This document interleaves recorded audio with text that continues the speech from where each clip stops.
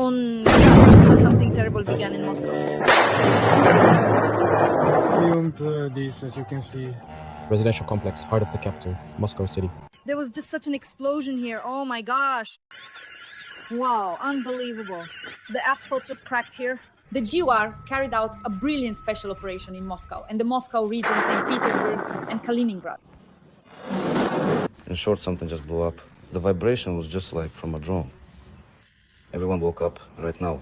We don't even know which tower got hit. A drone? Yeah, right above the checkpoint. The Kremlin is in a panic. Putin convened the Security Council. The blast was so powerful, it literally blew the clothes off people. I was in shock. I had no thoughts at that moment. I immediately dug down because I realized something had hit. A drone is flying somewhere above me, right next to me. It's flying in there. Do you hear it? There's a drone somewhere over there. Look, look, look. The Ukrainian armed forces are attacking the enemy's tactical and strategic aviation at the airfield in the Voronezh region, a drone manufacturing plant in Tatarstan. And right now, they are systematically taking out the highly advanced air defense system in the occupied region of Crimea one by one, feet first, making a significant and noticeable impact on the situation. This is insane. June 16, friends, and this is a sensation. The Kremlin is in a panic, and Putin urgently convened the Security Council. The fact is, the main intelligence directorate carried out a simply brilliant special operation in Kaliningrad. The main intelligence directorate attacked an energy facility in Russia's Kaliningrad. Enterprises of the Russian Federation's military-industrial complex have been left without power.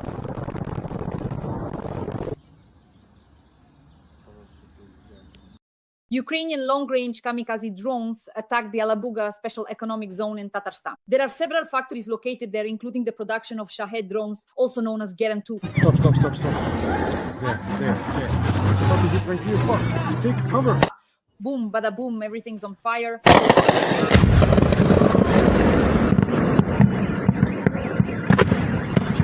Looks like the cars are burning. Fuck. The Ukrainian armed forces also attacked the occupiers' airbase in the Voronezh region. Everything is burning there as well. Tactical and strategic aircraft have been damaged, as well as fuel and oil depots used for the airfield. And most interestingly and most importantly, Israel destroyed a factory in Iran that produced Shahed drones and other unmanned aerial vehicles. Well, it's just boom, bada boom. Everything is on fire.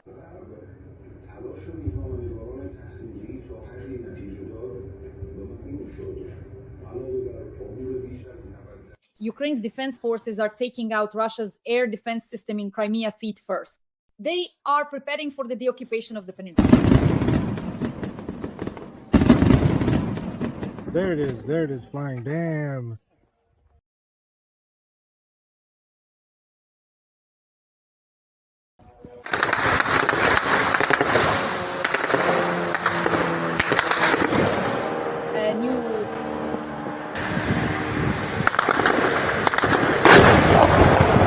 Video has appeared showing the crash of a Russian Su-25. It was shot down by another Russian aircraft. Let's watch.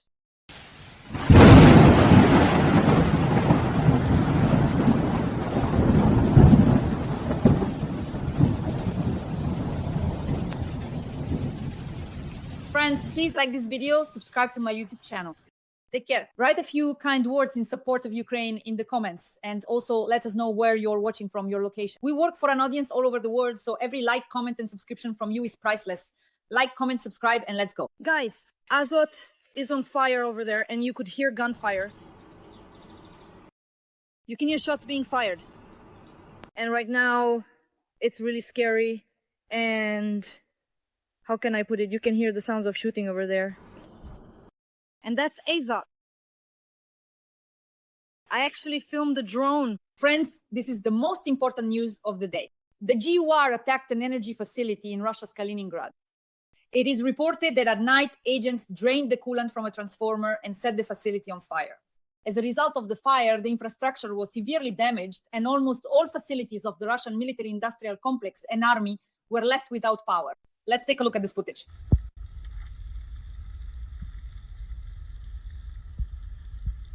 The GUR has disabled military-industrial complex facilities of the Russian army. An industrial power substation was attacked in Kaliningrad. Most importantly, the damage to Russia is estimated at nearly $5 million. Glory to the GUR, the armed forces of Ukraine, and our Ukrainian special services. Explosions are being heard in Russia. Drones attacked Tatarstan. Residents of the city of Alabuga report that during the attacks, there were disruptions to mobile service, electricity, and the internet. Where's it going? Somewhere towards us. It's flying somewhere here towards us. Yes. Right above us. Any second now. The fuck is going to fly here? Shit! Years.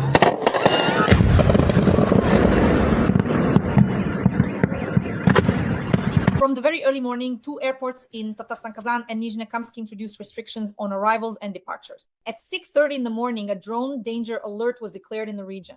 According to locals, drones were seen in Chistopol and Alabuga. In Alabuga, there is a Russian military plant that was built in 2023 in the special economic zone, Alabuga. Among other things, they produce strike drones there. So once again, we attacked the drone manufacturing plant in Alabuga. Boom, para boom. Let's take a look.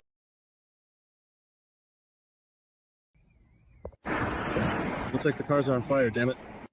Yelabuga, Russia, where the Shahed manufacturing plant is located, is now under the control of Ukrainian drones. It's on fire. Meanwhile, at Kazan airport, around 50 flights have been delayed for arrivals and departures due to the drone threat. Israel is delivering powerful strikes against Iran, destroying its military-industrial complex, as well as its energy and gas sectors. An oil depot in Tehran is under attack. But most importantly for Ukraine, Israel has destroyed the Shahed drone manufacturing plant and other drone facilities in Iran, as well as Shiraz Electronics Industries, a company that produces virtually all radar systems in Iran. So the Shahed drone factory in Iran has been destroyed. Unfortunately, Russia has long been mass producing its own versions of the Shahed drones. As Roman Svitan, a well-known military analyst, explains on my YouTube channel, Daria Sivaya, the Jiran 2 and Shahed drones are actually Potsonuki Chinese drones. As for Iran, Iran is ready to give up nuclear weapons, according to Foreign Minister Arafchi. According to him, Tehran will stop attacks on Israel only if Tel Aviv ceases its aggressive actions. Interestingly, during the Israeli operation against Iran, attention, several dozen high-ranking officials were eliminated. Key nuclear scientists, 9 people, were neutralized.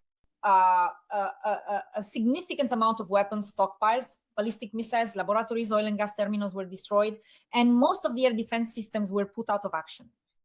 And in just 3 days, friends, more than 720 military targets were attacked. The result, Iran no longer needs nuclear weapons. The country is ready to sign an agreement on their absence, as stated by President Trump and the Iranian Ministry of Foreign Affairs. This is what a real special operation in 3 days looks like.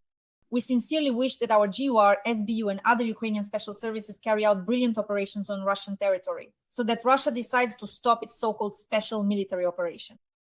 The number one terrorist country is attacking Ukraine, has invaded Ukraine, so we need to conduct similar special operations. A very important point, yes, friends, write in the comments what you think about Israel's operation on Iranian territory. And do you think that our special services, the GUR and SPU, should carry out similar special operations on Russian territory? Another very important point that I would like to discuss is the 200 fighter jets that attacked Iran on just the first day of the special operation. Friends, Israel used 200 fighter jets and carried out more than 330 strikes on Iranian territory.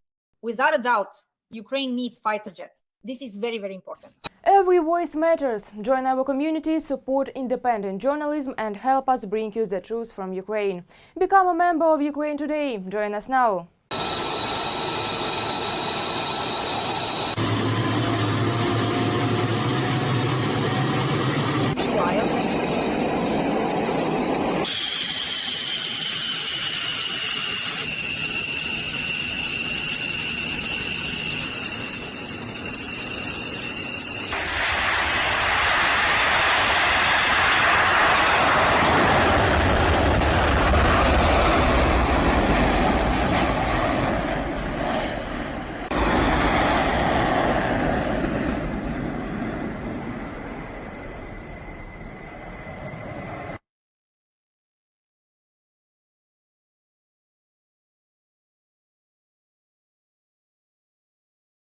Weaponry is power.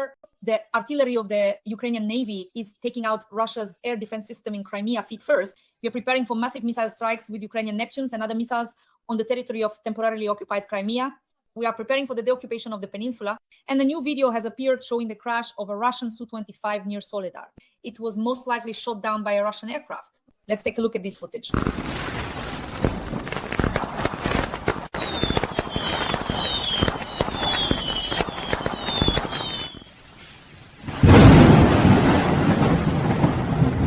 The Ukrainian armed forces also attacked an airbase in the Voronezh region. Aircraft and the runway were damaged.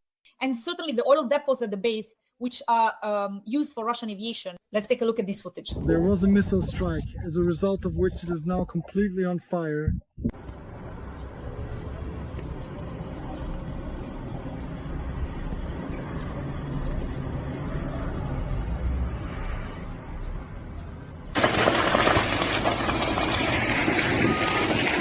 The General Staff of the Ukrainian Armed Forces also confirmed strikes on Russian military industrial facilities.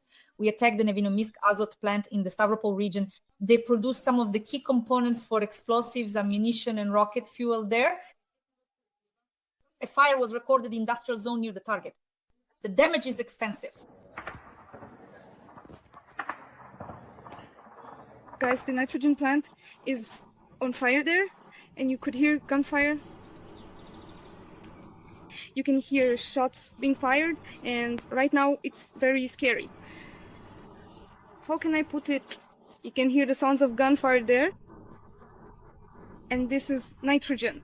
But the most interesting news is that the Ukrainian subsonic ballistic missile is now at the stage of preparation for mass production. President Zelensky commented on the statement made by media experts. The subsonic missiles are not something new. Successful tests were conducted much earlier. Today, work is underway to enable mass production. So an important event at the start of this week is the G7 summit in Canada, to which President Zelensky has been invited. There, they will discuss the price cap on Russian oil.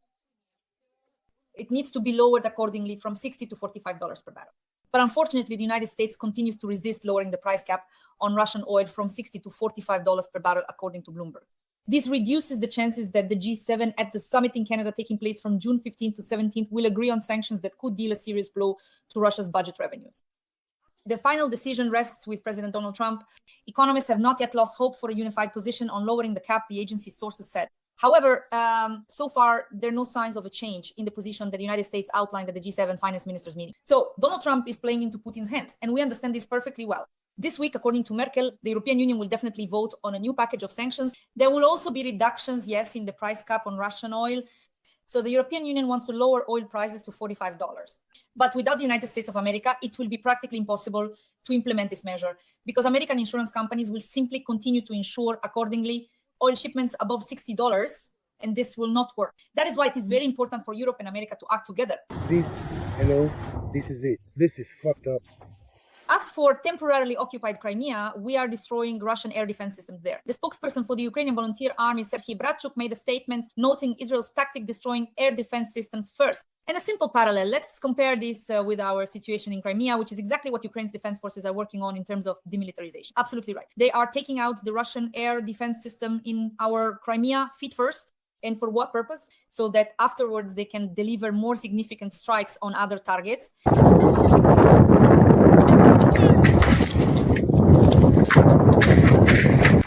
Friends, let's take a look at a breakdown of top-notch Russian propaganda. Vladimir Putin. About 8 Frances can fit within the territory of Yakutia. Here's a video showing what Yakutia looks like. Let's watch. 3 cars are currently stuck here. You can't drive or walk in either direction. Why don't you give it a push? Do you think too highly of yourself? A vast amount of territory doesn't make a country prosperous. And even Father Takachev advised widowed Russian women not to remarry or put on makeup because their husbands are always watching from the other side. Putin is killing Russian women's husbands, and Father Takachev suggests they die along with their husbands. Widowed women should follow the example of Blessed Xenia. Here is a woman who, having married once, never gave herself to anyone else a second time, never put on makeup again, buried her husband and buried her heart with him, gave her soul and body to God, and became a saint who now helps everyone. And now there are many widows, and widows can be different. The pampered ones, as Paul says, are dead while still alive. But those who remember their husbands, they somehow feel ashamed to give themselves to another man, because after all, there is no death. Their husband from the other world would be watching, and it feels somehow shameful. After all, a blanket doesn't hide a person from the eyes of God or from the eyes of those living there. Do you know what the scariest thing is? The Bible says that a wife is released from the law of marriage in the event of her husband's death and may marry another. But, as they say, there are already many widows in Russia now, and there will be even more. I believe, and of course, this is just my own personal opinion, that we absolutely need to declare mobilization as soon as possible. We need to prepare in advance at least 500,000 people. But realistically, we should be ready to call up as many as 1 million people and begin training them thoroughly. We must prepare them for the reality that the war has already begun. And we already know, without any doubt, that it is in fact the Third World War. But it has already taken on a new turn and a new development. And so that no one even thinks of playing games with us the way they have with all the other countries, and now even with Iran, believe me, we all need well to unite, to come together, to unite at all our levels. Nothing. That is, for the first time, the state has decided, I hope sincerely, to offer us a product that, all other things being equal, if it's convenient, we ourselves will switch to. Well, probably the state should help a little with Telegram, either worsen its connectivity or maybe even ban it altogether, although I hope it won't come to that. Our generation, those of us living now, and among us, those fighting as well, we are probably the first post-war generation which can appreciate what that victory really cost. All those who went through Mariupol, all those who went through Vuhledar, all those who spent 9 months pushing the enemy out of the Kursk region, all those who know what it means to lose comrades, know what it's like when, from the settlements that are supposedly liberated, in reality, nothing is left. And we, more than anyone else, truly and deeply comprehend this victory. And we, more than anyone, know exactly what it takes to finally reach it, but we have to reach it. So the most frightening ones are not those who are now shouting that Russians should be killed. No. The most frightening are those who are now 7, 8, or 9 years old. Because in 10 years they will be complete scoundrels, having been taught from first grade that they have an enemy who must be destroyed, and there will be no other feeling inside them. If the current generation still has parents who lived through the Soviet Union, they might still be able to say something maybe, at some point, over dumplings, but for those who are now 7, 8, or 9, that's hopeless. They will be the most frightening ones. We have never set territorial gains as an end in itself. And now this is being stated almost at the official level. If they had signed in 2022, they wouldn't have lost as much as they are guaranteed to lose today. Moreover, by being stubborn, Zelensky is essentially forcing us to move forward and as a result, take new territories. Not take, but ensure the security of our own territory by creating... In fact, we will find ourselves in a situation where we come to a certain territory, people there will trust us again, and we won't be able to leave that territory, because then, well, you understand what will happen. Indeed, our population, our citizens, are demanding much tougher actions from us. It was very difficult for us to go to the second round of negotiations when, on the very day of our departure, Ukraine deliberately blew up a passenger train and civilians and children were killed. You see, sometimes a missile is launched at a military target, electronic warfare is activated, the missile is deliberately diverted, and it explodes, hitting a nearby house. That's part of war. It's a tragedy. Sometimes when a missile is shot down, the debris falls on residential buildings and people die. That happens too. Beauty, it's terrible. But that's part of war. And when a passenger train goes, I think it's a double-decker, you can see it from afar, a huge passenger train, and a person who blows up a railroad and a highway manually, seeing this train, presses a button. There the button was pressed manually. And this is terrorism. This is not a train with tanks. This is not even a train with fuel. It is obvious that this is a passenger train and it kills civilians on purpose in peaceful territory. Of course, after that it is yes. Yeah. And of course, after that, citizens demand, we need to strike Kyiv, Lviv with a sledgehammer.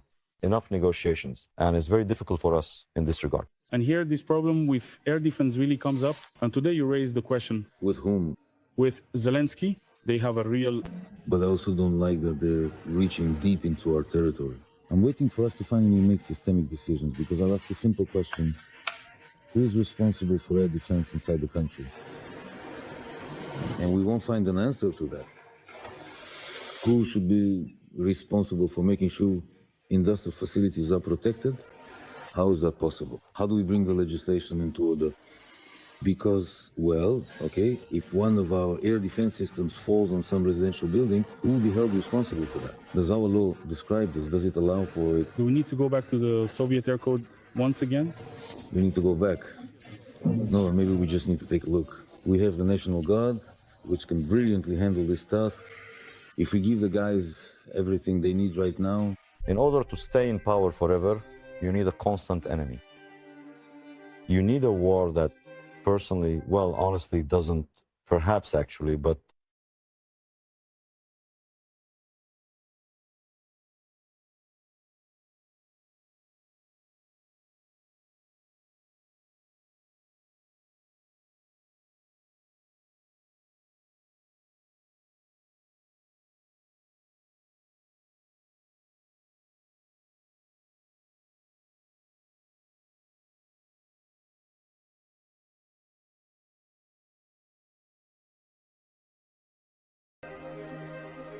then they gradually and slowly turn into dictators.